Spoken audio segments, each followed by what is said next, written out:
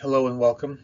My name is Patrick Massey, and this is a series of lectures on the importance of high-dose vitamin C and breast cancer. First off, let's start with a little housekeeping. This lecture and these lectures are not meant to diagnose or treat any specific medical condition. They are for educational purposes only. Let's first start talking about breast cancer. Breast cancer is a very, very serious illness. It's the number 2 cancer in women, number 1 cancer being skin cancer. 1 in 8 will be diagnosed within their lifetime here in the United States. That's a lot of women. It is the number 2 cause of cancer-related death, the number 1 cause being lung cancer. The incidence is increasing about 3% per year. And granted that we are getting better at being able to treat breast cancer, even metastatic breast cancer, the annual cost for treatment in 2022 is somewhere between $28 and $35 billion and is only going up. The risk factors for breast cancer are age. The older a woman is, the greater the risk.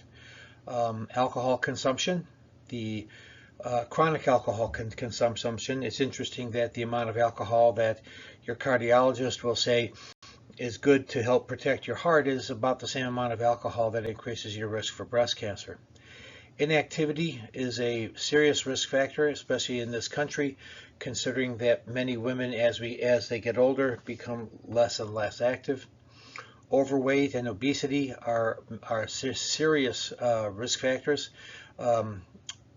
Fat cells produce a lot of hormones that are stimulatory for breast cancer, and considering that over 50% of the American women are either overweight or obese, this is a real concern.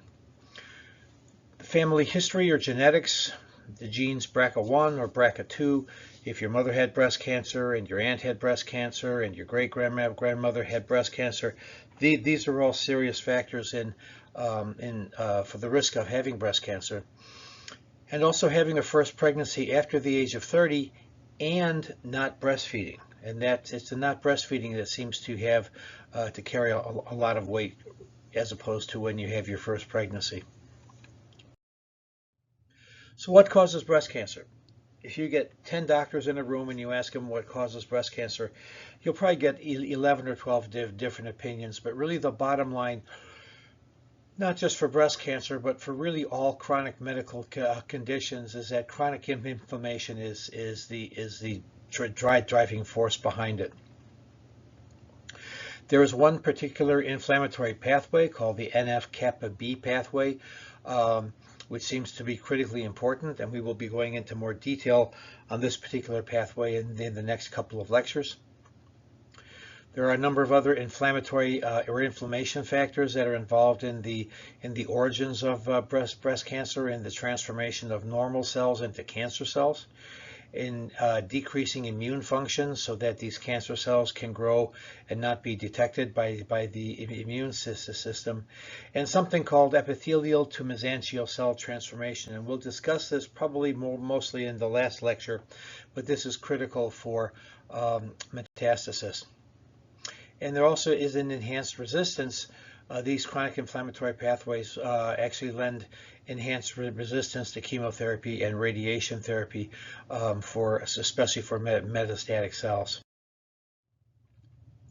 There are two aspects of breast cancer that we need to be aware of.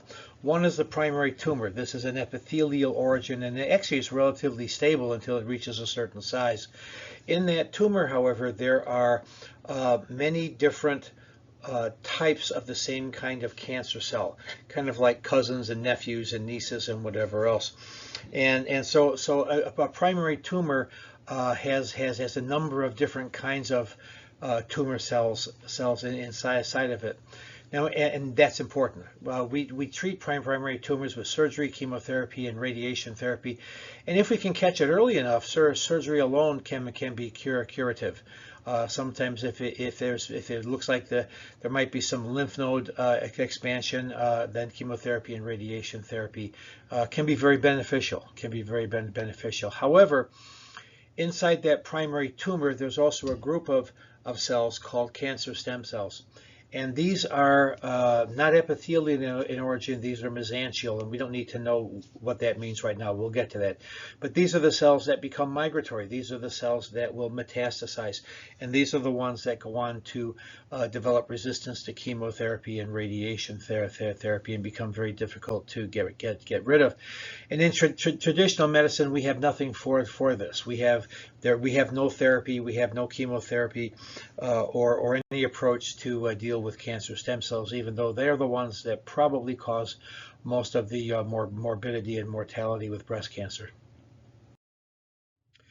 Let's talk about vitamin C first for a second. Let's get everybody up on the same page. It's the most common supplement used by breast cancer patients and also by breast cancer survivors. And the reason for this isn't because they've been brainwashed, but there is a perception of perceived benefit. And it's a valid perception. A lot of the research over the past 25, 30, 40 years has shown that vitamin C use in cancer patients usually leads to longer survival and better outcomes. High-dose vitamin C, however, in cancer began with two researchers by the name of Ewan Cameron and Sir Linus Pauling, published a research paper in the Proceedings of the National Academy of Science in 1976, showing that high-dose vitamin C increased the overall survival in terminally ill cancer patients. Now, these were patients who were really at the level of being in hospice. And what they found is that by giving half the group high-dose intravenous vitamin C over a period of several weeks versus not getting any vitamin C, that it increased survival so that the average was 210 days for the vitamin C group as opposed to 50 days for the non-vitamin C group. This paper caused a great deal of controversy. There were questions about the quality of the study and the interpretation of the outcome.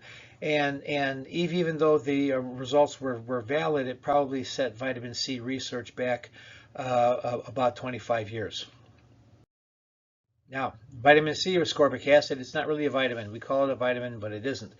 It's a cofactor that is found necessary for many metabolic processes throughout the body. It's interesting in that it has properties of both an antioxidant and a pro-oxidant depending upon the concentration of the vitamin C in the blood. As a pro-oxidant, and even to a certain extent as an antioxidant, there are direct actions against breast cancer cells as well as breast cancer stem cells. It may enhance certain chemotherapies as a pro-oxidant. It may enhance certain chemotherapies. And it also is unlikely to negatively affect radiation therapy. It probably enhances radiation therapy. Now, most oncologists view vitamin C as in its antioxidant form, not realizing that taken intravenously at high dose, it becomes a pro-oxidant form and can benefit what their therapies are doing. And interestingly, cancer patients upon diagnosis are actually quite deficient in vitamin C. So there may be some prevention if you have robust amounts of vitamin C in your blood. Vitamin C, most animals make vitamin C primarily in response to stress. However, tarsiers, monkeys, apes, humans, bats, capybaras, and guinea pigs, we don't make vitamin C. We have to get it in our food. And that becomes a problem in that most humans, we don't eat enough vitamin C rich food in order to get the levels that we actually need. So if you look at gorillas, for example, in their natural environment, and you see what they eat and how much vitamin C they're consuming, and then you kind of say, well, if it's this much for a gorilla, how much should it be for a human? And what it comes out for humans is that humans should be taking between 4,000 and 5,000 milligrams of vitamin C a day, and very few of us will do that. Vitamin C is also a confounding factor in cancer research, and that mice and rats make more vitamin C when they're stressed.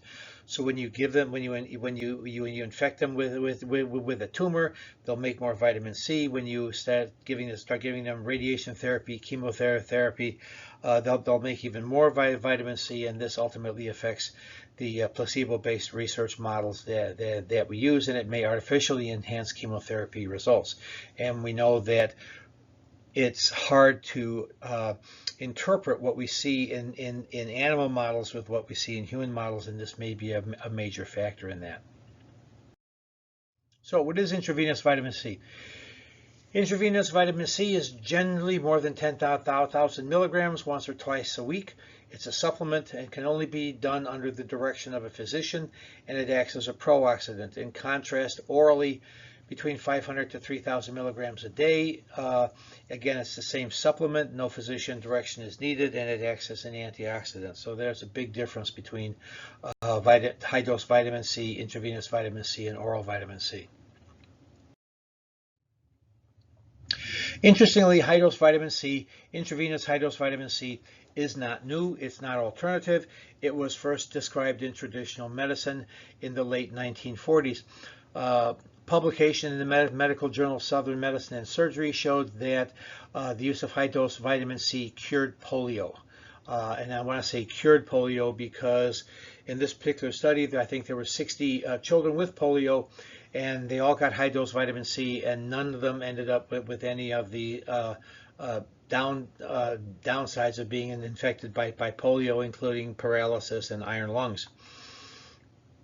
In 1955, in the Annals of the New York Academy of Science, it was again reaffirmed that vitamin C and hesperidin, which is a bioflavonoid found in fruits, was effective in the management of polio. The vaccine for polio didn't come out until the early 1960s.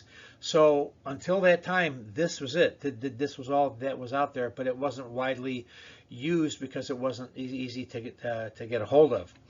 In 1955, the American Journal of Digestive Diseases recommended the use of citrus fruits for a number of different infections. In 1956, in the Journal of the American Medical Association, very conservative journal, said that bioflavonoids and ascorbic acid were effective in the treatment of the common cold. And in 1921, during the height of COVID and in patients with severe COVID-19 pneumonia on respirators in the intensive care unit, that those who got high-dose vitamin C during their time in the intensive care unit had significantly better outcomes. So there are some high-dose vitamin C concerns. One is up until about, I want to say 7-8 years ago, the mechanism of action was kind of fuzzy. We really didn't know what it was. The study designs have been confounding because some studies with cancer and vitamin C have used oral vitamin C, and in other studies have used intravenous vitamin C, and the results are very, very different. And that's basically because the researchers didn't understand the pharmacokinetics of vitamin C. And so the old computer programmer adage that for looking at results from a computer is garbage in, garbage out. So if the results were different, it's because the study design and the understanding of what you were actually doing were different. Intravenously, you can get a much higher plasma concentration, many times that of oral. And it acts as a pro-oxidant, and as a pro-oxidant, it actually regulates inflammation pathways, and inflammation pathways are critical in not only the development of breast cancer, but in the growth and success of breast cancer. It can also act as a pro-drug in that it generates hydrogen peroxide, or H2O2. In normal cells have a great quantity of an enzyme called catalase that immediately inactivates hydrogen peroxide, turning it into water and oxygen. Cancer cells don't have catalase, so hydrogen peroxide is incredibly toxic and damaging to the cells, to cancer cells. High-dose vitamin C, like I said, there have been a lot of negative claims in traditional medicine out of the fear that the antioxidant properties vitamin C would affect chemotherapy and radiation therapy, and these are unfounded. The research has been muddled, like I said, oral versus in intravenous routes. And there are also over-the-top unproven claims in alternative medicine. And this is something I need to deal with when my patients come in and they're talking about I don't want to do anything but high dose vitamin C because I've read that high dose vitamin C cures cancer, and then they start quoting the Linus Pauling and Cameron studies, which did not prove that it cures cancer. High dose vitamin C cannot be taken by mouth because you'll have profound diarrhea like you have never had before in your life. You will have profound GI upset, and it's probably no more than about 4,000 milligrams are actually absorbed throughout the entire length of the GI tract. In intravenous administration is somewhere between 10,000 to 50,000 milligrams per session. There are no GI issues because it completely bypasses the GI tract. It may result in a transient lowering of blood sugar, so I usually recommend for my patients to have something to eat before they have it. And there's no LD50 known. So LD50 means the lethal dose of whatever it is that you're looking at that will kill 50% of the animals that you're giving it to. And so it's a way of standardizing levels of toxicity. And no LD50 for vitamin C has ever been discovered. There may be, so it's incredibly safe. So high dose vitamin C, in my own clinical experience, in what I believe is regulating critical inflammatory pathways, is that it has been very effective for COVID-19. I found it to be very effective years ago for SARS. Many of my patients who come in presenting with long COVID, it's probably secondary to chronic activation of these inflammation pathways, and vitamin C works really, really well for that. Autoimmune disease is the root of autoimmune disease is inflammation, and if you can reduce these inflammatory pathways, patients will get better with lupus and rheumatoid arthritis and psoriatic arthritis, etc. It's very, very good for inflammatory bowel disease. Simply by the definition of inflammation, it reduces inflammation and the bowels will heal. And again, I've seen some very interesting results in its use with fighting cancer. Mechanisms of action, they're paradoxical. There are two different pathways that you can walk. If you're walking the oral pathway, it's a low concentration, it's an antioxidant. If you're walking high concentration, given intravenously, it becomes a pro-oxidant, again producing hydrogen peroxide. At the high concentration, it also consumes antioxidants, which if you're getting chemotherapy or you're getting radiation therapy, you want your serum level of antioxidants to be quite low. You want those anti-cancer therapies that you're doing, you want them to be very successful. And high dose vitamin C can actually lower your overall antioxidant levels. It can actually modulate cancer metabolism by reducing energy production in cancer cells. And if cancer cells cannot produce a lot of energy, they just suddenly die. Cancer cells are very weak, and it doesn't take a lot of modulation for them to die. And high dose vitamin C can also modulate epigenetic DNA changes. Epigenetic DNA changes are changes to how genes are expressed, basically. And so epigenetic changes to DNA can cause the cell to express more cancer related genes, and so they become a cancer cell. And in immune cells, they can also reduce the activity or the surveillance potential of immune cells, and high dose vitamin C rectifies both of these things. The greatest research benefit against cancer stem cells is really looking at the NF-kappa B pathways, and we'll be going over that in the next episode. And on the next episode, we're going to be talking about breast cancer and high dose vitamin C. and cancer stem cells. And this you'll find this at youtube.com/ILT MED 1544.